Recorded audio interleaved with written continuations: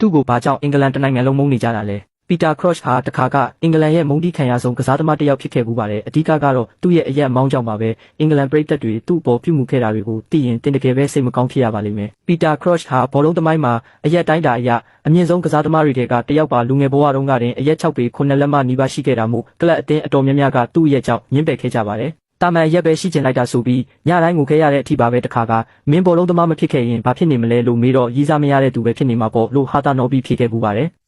ဒါပေမဲ့သူလက်မလျှော့ခဲ့ပါဘူးစူးစမ်းအားထုတ်ခဲ့လို့နောက်ဆုံးမှလီဗာပူးအသင်းကသူ့ကိုခေါ်ယူခဲ့ပြီးမယုံနိုင်စရာဂိုးကောင်းတွေတွင်းယူကတောက်ပလာခဲ့ပါတယ်အဲ့ဒီနောက်အင်္ဂလန်လက်ရွေးစင်အသင်းအတွက်ပထမဆုံးအကြိမ်ရွေးချယ်ခံခဲ့ရပြီး Old Trafford ကွင်းမှာလူစားဝင်ကစားခွင့်ရခဲ့ပါတယ်ပွဲထဲဝင်လာချိန်မှာမယုံနိုင်စရာကိစ္စတစ်ခုဖြစ်ခဲ့ပါတယ်ကွင်းတစ်ခုလုံးကသူ့ကိုယ်ပိုင်အင်္ဂလန်ပရိသတ်တွေကပဲသူ့ကိုမိနစ်နဲ့ချီပြီးလှောင်ပြောင်ခဲ့ကြတာပါ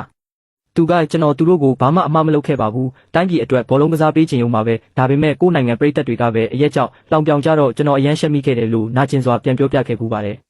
ဒါပေမဲ့သူဟာပရိသတ်တွေအမှားကြီးမှားကြောင်းသက်သေပြခဲ့ပါတယ်အင်္ဂလန်အတွက်40ပွဲကစားပြီး22ဂိုးအထိတွင်းယူပေးခဲ့ကအင်္ဂလန်ရဲ့အကောင်းဆုံးတိုက်စစ်မှုတွေထဲကတစ်ယောက်ဖြစ်လာခဲ့ပါတယ်တင်ရောဒီကစားသမားကိုမုန်းတဲ့သူလားချစ်တဲ့သူလား